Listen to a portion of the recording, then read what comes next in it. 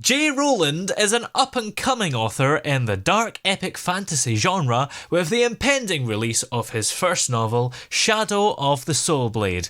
And Jay is here with us just now. How are you today? Good, Toby. Thanks for having me. So, this upcoming book, Shadow of the Soul Blade, what can the reader expect from it? So the reader can expect a fast-paced adventure that really just it drops you right into the world, and then you just pick up and keep moving. And I do my best to describe the world and give context because everything is all new. But it's the feedback that I got from my beta readers was that they really like the fact that they just get in and start moving and keep going. Is that hard to write a book that hits the ground running and I suppose captures people's attention immediately? It really is. And it's the only fantasy that I've written, so it's kind of the only way that I know how to write. But I make it, or I compare it to, anything from Joe Abercrombie or from, Brandon Sanderson. The way that, you get in and you see action as soon as you start, seeing what's happening, and then you just you move into the world. So what was it that originally inspired you to write this book? So this world was one that I had created with a group of friends about 20 years ago. We were going to try to release a competitor to the, a disruptor in the role-playing game genre. And we were going to create something called the Darkthorn role-playing game. And we created this whole world, and I kind of led that entire project. And,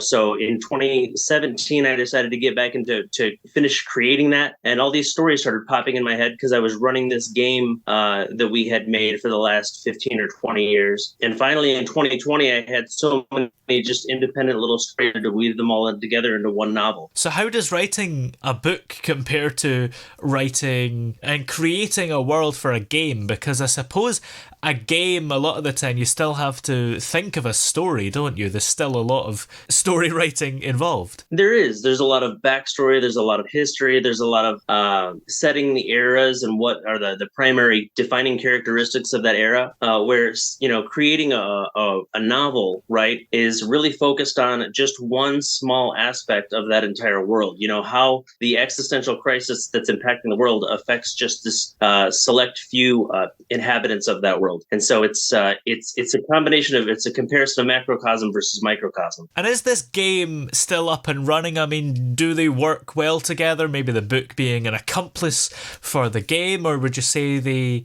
live separate lives? No, the game is something that I will certainly get back into creating and finishing, especially if the book generates enough of a fan base.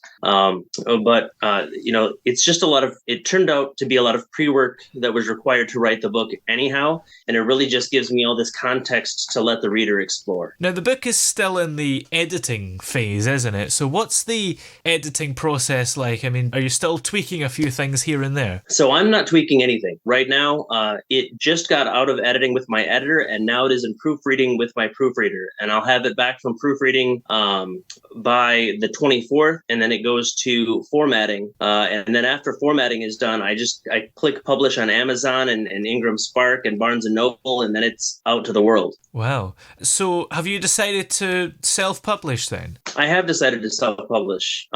I've seen and done a lot of research with regards to other authors and what they've had to do to be able to publish in the mainstream, the amount of authority that they lose over their characters and their worlds, because they end up effectively selling all of the rights to their characters and everything that they've created to these larger conglomerates and these larger publishing houses. And the characters in the story mean too much to me to really just give that away. So you get that freedom. Have you found it to be easy, self-publishing, or do you still have to jump through a lot of hoops to get your book out there? So the difference is that I have to do all of the marketing and self-publishing awareness and all of the, I have to reach out to radio shows and book my own radio spots and things like that. Yeah. So I don't have these, multi-billion, multi-million dollar, establishments behind me. I have to do all of the legwork, which is the hardest part about being an author in general, is having to create that awareness to try to invite people into this world that I've created. And do you hope that the book will gain a lot of traction and hopefully it'll all be worth it in the end? Because if you went the traditional publishing route, you could have all the success in the world and all the readers, but you were forced to change the story a bit. I guess my question is, would you prefer to have an authentic, true to what you want story rather than loads of readers reading something that isn't what you wanted? So I'd really rather have the best of both worlds if I can. Hopefully the fact that my story is authentically my own and not influenced by some corporate executive's desire to pad the bottom line and decide to kind of placate to expanding the reader base helps me develop such an authentic story that it grows its own unique reader base. And I think that's for me, it's just about inviting as many people into this world that I've created as possible. And despite the fact that you didn't have any corporate overlords telling you what to do, along the way, did you have any kind of advisors or anybody that suggested parts of the book, even if it's in a very minor way? So my beta readers were absolutely amazing. So I had initially 25 beta readers who were reading it and who were, giving me guidance. I have family. My sister is an English major and an English teacher. I have another sister who has done editing on the side for a very long time. And while she's not involved directly in the editing process, she was kind of one of my alpha readers that was giving me feedback on things that I could, update or adjust in my writing style to make it a more authentic experience for the reader. And you are also a technologist by day, and you really do the authoring in your spare time. So how do you manage to balance these two worlds, really? Very, very carefully. I am director in a large, technology segment of a large company, and that takes at least 60 hours of my week. And then I also have, 5 kids and a wife and a very active home life. Yeah. And so in my spare time, the wee hours of the night or early morning, I get up and I write, and I just try to get as much as many words on the page as I can. And at this stage, when I'm done with the writing, now it's about trying to figure out how to optimize my marketing strategy so that I can get as many people reading the book as possible. And would you say you enjoy writing? I love it. I absolutely love it. There's something about being able to peer into one spot in this world that I've created and see what's happening. And sometimes it's a very unique experience. Sometimes the characters will surprise me with the things that they will think of. And obviously it's all coming from my head, but it feels sometimes like they're separate and that they're doing their own thing. And even things that I wouldn't have expected, or even things that I wouldn't have necessarily wanted them to, because they have their own very unique characteristics. Yeah. I suppose it's great to enjoy writing, innit? Because the last thing you want to do when you come home from work and you've got spare time is do something you don't want to do. Right. And sometimes, there's challenges with writing, right? Like, there's sometimes that I'll sit down in front of the keyboard and I'll just be like, okay, I don't know what I'm going to write. I know what I need to write and know what's on my agenda, right? But I'm not sure how to start it or where to start it. So I just start writing. And for the first page, it might just kind of trudge through whatever, garbage kind of comes out of the keyboard. Yeah. But after that, you get a flow, right? And after you hit the flow, then it becomes fun. And then you go back to the stuff that you initially started in that session. And then you kind of use that flow to kind of rebrush that over and create a whole experience. Yeah, that's interesting, because the very first page of the book, is that quite hard as well? Because you have to start the book in a good way. And of course, this book hits the ground running. So I take it you probably maybe took a while to perfect that. So the first page was, for me, interestingly enough, one of the easiest, because when I was thinking about how I would start this adventure, right?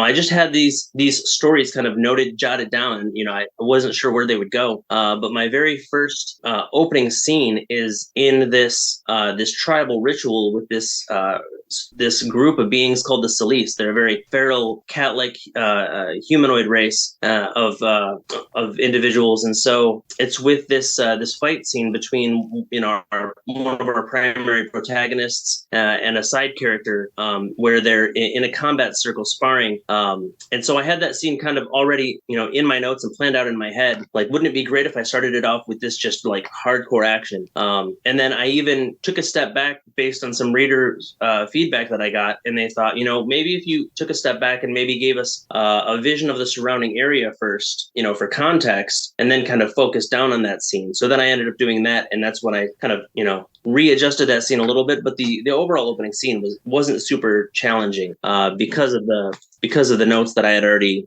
taken and what I had already planned. And for the ending as well, did you put a lot of thought into that? Because that's also important. The ending was absolutely crucial. And I knew how it was going to end. Like I knew, or let me rephrase that.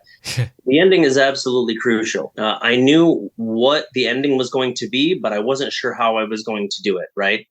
Because the way that I end this book is I end up revealing one final fact that reframes the entire rest of the story. Oh. Right. So that's where it's like it puts a lot of things in perspective that happens. Everything, suddenly makes sense. It made sense before, but not in this perspective. And so when I reveal this final fact, it then reframes the whole story. And my beta readers have been absolutely thrilled about how it ended. So is it the kind of ending that maybe makes you want to go back and read the book again? It would make you want to go back and read the book again so that you can get some better perspective on maybe why a character made a decision they made or why a character went a direction that they went, while also leaving a complete, and gives you fulfillment on this part of the story, but it also makes you think, okay, well, how then where do we go from here? And does it end naturally, or is it a bit of a cliffhanger as well? Interestingly enough, it's both. It ends naturally. It ends on a very fulfilling note. You get an understanding of now why everything happened the way that it did. But also it then leaves you with,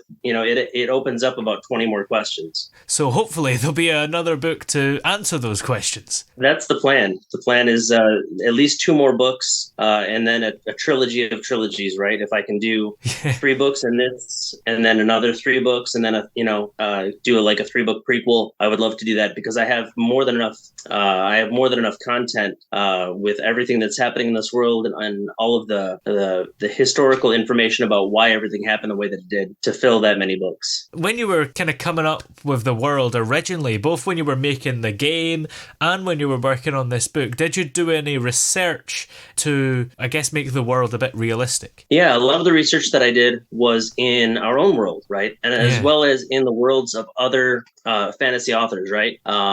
Everything from some of the work of Gene Roddenberry to the work of Tolkien to the work of, numerous authors and really did a study on ancient cultures of the United or of the Earth overall. So and so all of that information kind of came together to let me understand why different cultures do things the way they did, like why the ancient Scots and the ancient Celts had some of their traditions, and why the ancient Native Americans and the Clovis, tribes had some of their traditions. And then I could kind of take some of those aspects of different cultures, right, and then kind of pick them apart and put them back together into more unique ways in a fantasy setting, right? And you have a bit of a background working with Renaissance festivals and in sword combat and stage combat. So did those things influence the book as well in terms of research, I guess particularly in those Renaissance themes? Heavily. So I was heavily involved in the Michigan Renaissance Festival for about 10 years, from 1995 to 2005. And I was also a member of the Open University Academy program, where I studied historical Europe, Renaissance Europe, and was involved in their stage combat program, and then did stage combat and theater as well. And then through, going through these combat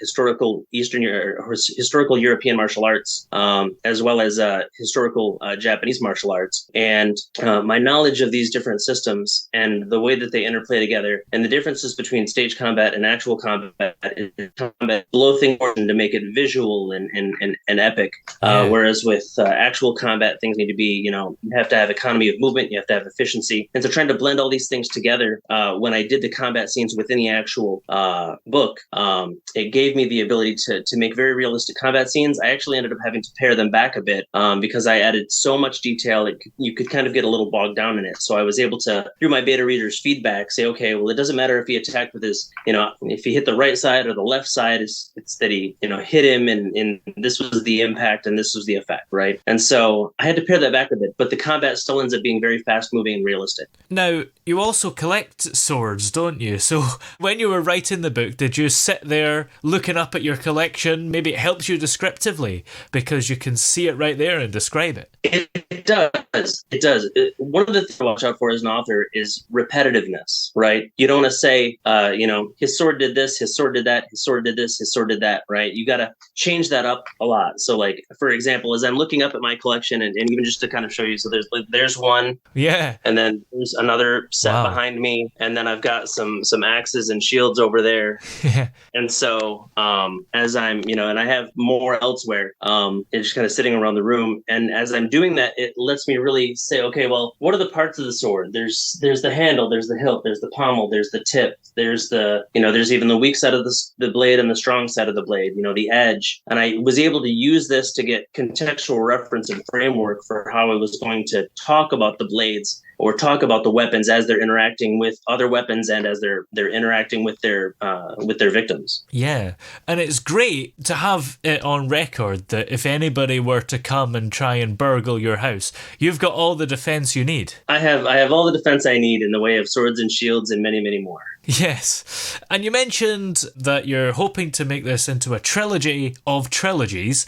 So what sneak peeks can you give us into the next book, if you've started working on that, and any other upcoming projects, if there are any? So I can tell you that in the next book, we're going to end up losing a very significant character. And then the book after that, there's going to be the revival of a character that you wouldn't have expected. And so you're going to think that it's going one way, and then it's going to flip and go a completely different direction. That's fascinating, because the ending of the first book will completely change your perspective of what happened previously. So when you start reading the second book, is that gonna happen again? It will continue to happen, and I will even give you a sneak peek that one of the characters that you know the least about, which is Kumori, who is one of the most more shrouded characters, both figuratively and literally, ends up getting into a relationship, and then you end up finding out more about that backstory. Interesting. Looking forward to that.